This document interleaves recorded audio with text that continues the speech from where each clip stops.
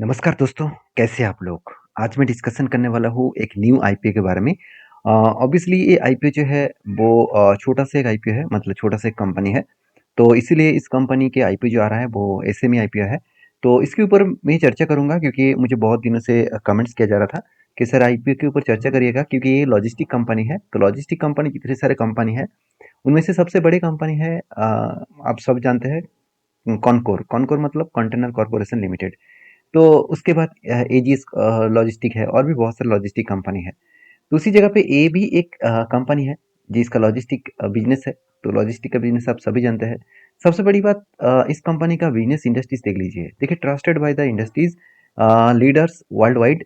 वो भी देखिए रेलवे कंपनी मतलब SAIL, steel authority India limited, Dabur और भी देखिए अलग अलग कंपनियां मारुति है, हिंदुस्तान यूनिलीवर है, साथ ही साथ रश्मि है और भी कितने बड़े बड़े प्लेयर इसका कस्टमर है, मतलब जिसका प्रोडक्ट वो डिलीवरी करते हैं लॉजिस्टिक के माध्यम से। तो बेसिकली कंपनी 30% मार्केट ग्रोथ कर रहा है और कंपनी टू 200 से भी ज़्यादा क्लाइंट्स है और सबसे बड़ी बात है 95 मतलब ओन्ड फ्लैट्स है।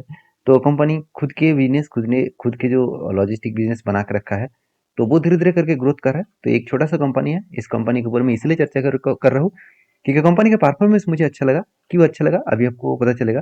तो उससे पहले देखिए जो जो जो कंपनी का लॉजिस्टिक वो यूज़ करते हैं, मतलब लॉजिस्टिक डिलीवरी करते हैं, उसका डिटेल्स डेटा यहाँ पे आपको देखने को मिल जाएगा।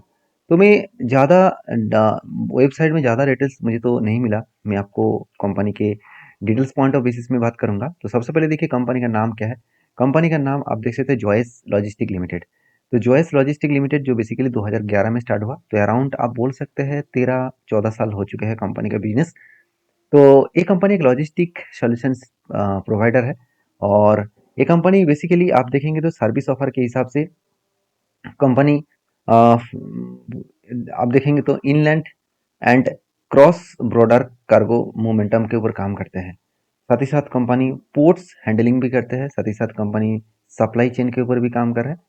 तो इस तरीके से प्रोजेक्ट के ऊपर कंपनी काम कर रहा है और बेसिकली जो कंपनी है जो जो प्रोडक्ट को डिलीवरी करते हैं एफएमसीजी और रिटेल प्रोडक्ट को, ऑटोमोटिव प्रोडक्ट जैसे गाड़ी वगैरह हो गया, हेवी इक्विपमेंट्स मतलब मशीनरी वगैरह हो गया। तो मैन्युफैक्चरिंग ऑफ इंडस्ट्रियल गुड्स, तो इंडस्ट्रियल जितने सारे गुड्स है वो भी सप्लाई करते हैं। Pharmaceuticals product, health care product, government product और पब्लिक सेक्टर यूनिट मतलब पीयूसी प्रोडक्ट जो है वो कंपनी डिलीवरी करते हैं। तो टोटल कंपनी का 42 परमानेंट एम्प्लॉयज है। तो आप कहेंगे सर 42 परमानेंट एम्प्लॉय मतलब बहुत छोटा कंपनी है। हाँ, मैंने पहले आपको बता चुका हूँ बहुत छोटा कंपनी है। कितना छोटा कंपनी वो देख लीजिए। कंपनी का टोटल मार्केट कैप सिर्फ 100 करोड़ है, 106 करोड़ के आसपास। देखिए मुझे बहुत सारे लोग इस बात में कमेंट्स करेंगे सर ये तो एक एसएमई कंपनी है तो इसमें तो खतरा है। देखिए एसएमई कंपनी खतरा है मानता हूँ। बहुत सारे एसएमई कंपनी के ऊपर मैं चर्चा कर चुका हूँ जहाँ पे अच्छा खासा लिस्टिंग इन देखने को मिला। मैं इसके भी ऊपर लिस्टिंग इन दिखाऊंगा आपको। मैं आपको ग्रे मार्केट प्रीमियम दिखाऊंगा और वहाँ पे आपको मैं डिटेल्स दिखाऊंगा कि कितने सारे एसएमई कंपनी एक दिन में 100% तक रिटर्न दिया। तो देखिए रिटर्न के चक्कर में किसी भी कंपनी के ऊपर काम करना गलत होगा। अगर कंपनी का परफॉर्मेंस आपको अच्छा लगे, कंपनी में स्ट्रेंथ आपको दिखे, तो उस कंपनी के ऊपर आप एज ए व्यू हिसाब से देख सकते हैं। देखिए काम करे ना करे, किस तरीके से एनालिसिस किया जाता है, किस तरीके से आप रिसर्च कर रहे हैं, उस रिसर्च के बेसिस में क्या सही में उसी तरीके से लिस्टिंग देखने को मिल रहा है।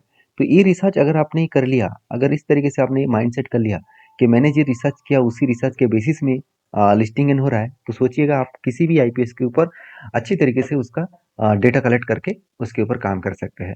देखिए काम करना ना करना आपके हाथ में है, सीखना आपके हाथ में जरूर होना चाहिए। तो देखिए एसेट के हिसाब से 21 करोड़ के साथ साथ कंपनी के एसेट बढ़ते बढ़ते 47 से लेकर 58 करोड़ तक पहुंच चुके हैं।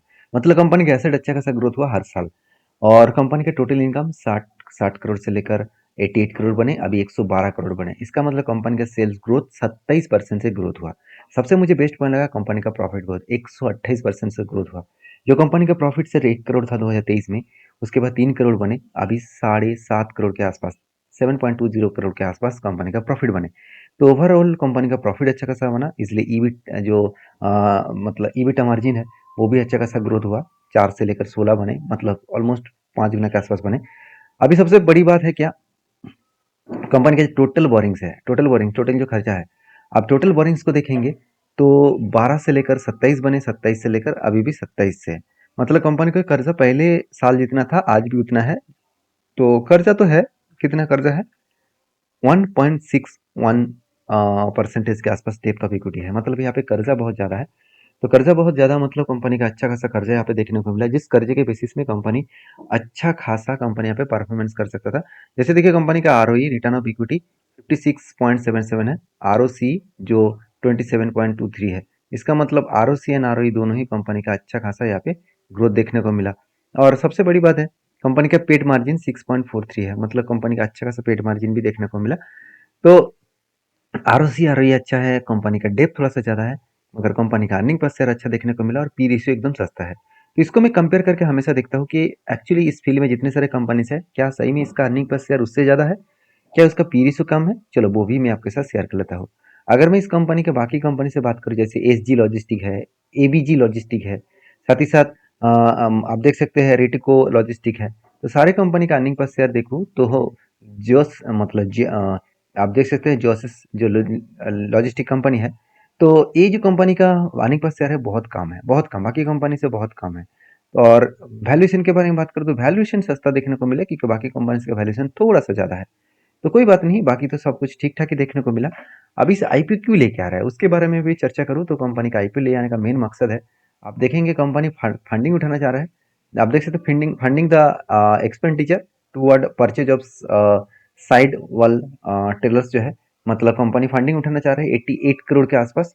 और साथ ही साथ कंपनी ये भी बता रहा है कि funding the working capital requirement 112 crore वो काम के लिए यूज करेगा, और बाकी 7 7 साढ़े 7 करोड़ वो स्मार्ट लॉजिस्टिक एप्लीकेशन बनाने में खर्चा करेगा। तो इस सारे काम के लिए कंपनी खर्चा करेगा। तो कितना, एक्चुअली करोड़ नहीं, यहाँ पे 7 मिलियन है, तो 7 मिलियन का मतलब समझ चुके हैं।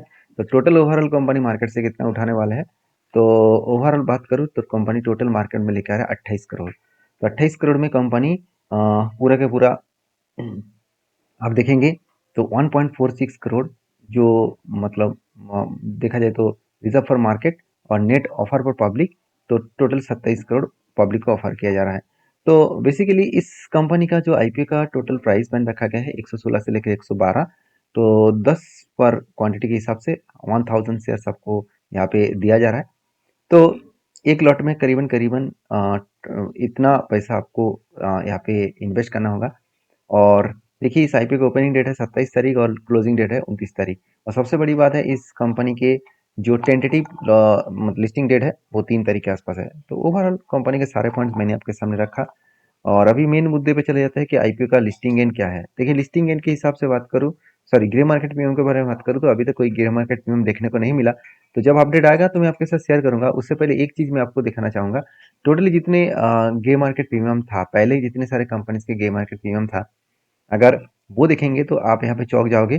तो सारे कंपनीज के अच्छा खासा परफॉर्मेंस देखने को मिला, पीवीआर जितने सारे गे मार्केट में हम देखने को मिले हैं, उसका लिस्टिंग गेन जब हुआ, आप देख सकते कोई कंपनी 14% का लिस्टिंग गेन दिया, जो लॉसेस दिया जस्ट 1% लॉसेस।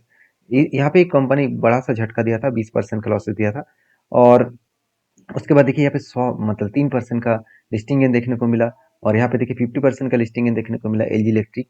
तो उसके साथ साथ बाकी कंपनीज की भी देखेंगे, एक्चुअली यहाँ पे जितने सारे कंपनीज दिख रहे हैं वो बेसिकली सारे कंपनीज जो मेन बोर्ड आईपीओ है, जो एसएमई आईपीओ है, सारे डिटेल्स यहाँ पे देखने को मिला है। आप सर अगर एसएमई आईपीओ का डिटेल्स देखना चाहते हैं तो एसएमई में जाइए और इसका डिटेल्स देखेंगे।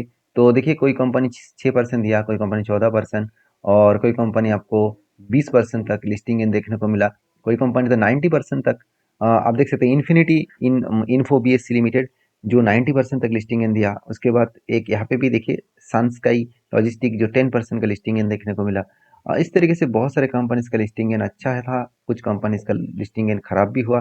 तो देखिए यहाँ पे 58%, 56%, 38%, 90% तक लिस्टिंग गेन देखने को मिला। देखिए परसेंटेज देखकर आप कभी भी किसी भी कंपनी के ऊपर काम मत करना। अगर आपको लगे कि हाँ उस कंपनी में दम है तो भी आप काम करना। तो अगर मैं कहूँ कि इस कंपनी के ऊपर मुझे कितना दम देखने को मिला, देखिए मुझे तो इस कंपनी पॉजिटिव लगा, मगर कुछ पॉइंट्स अभी भी वीकनेस है। हाँ मैं एक चीज जरूर देखूंगा, इस कंपनी के ऊपर कितने लोग सब्सक्राइब किया है। तो सब्सक्राइब कितने किया है वो देखना बहुत जरूरी है। देखिए अभी तक सब्सक्राइब हुआ नहीं है, जब होगा तो मैं आपके सामने एक डिटेल्स वीडियो लेकर आऊंगा। अगर आप कमेंट करेंगे कि आईपीओ आईपीओ में अगर आप कमेंट्स में लिखेंगे तो मैं जरूर नेक्स्ट वीडियो में आपको सारे इन्फॉर्मेशन देने वाला हूँ। तब आपको पता चलेगा कि इस कंपनी का लिस्टिंग किस तरीके से हो सकता है। देखिए, मैंने जितने सारे आईपीओ के ऊपर चर्चा किया था, वो जिस तरीके से लिस्टिंग होने का चांसेस था मैंने आपके साथ शेयर किया, उसी तरीके से परफॉर्मेंस देखने को मिला। आप जाकर मेरा प्रीवियस वीडियो देख सकते हैं, उसके बाद उसका लिस्टिंग परसेंटेज भी देख सकते हैं। देखिए, मैंने ये नहीं कहा कि इतना परसेंटेज आने वाला है। मेरा व्यू जो था पॉजिटिव था कि नेगेटिव था, किस तरीके से पॉजिटिव हो रहा था, वो मैं डेटा आपके साथ शेयर किया। बाकी आपके हाथ में है सारी चीज़ों को वेरीफाई करना, उसके बाद काम करना। मिलते हैं नेक्स्ट वीडियो में, तब तक के लिए धन्यवाद।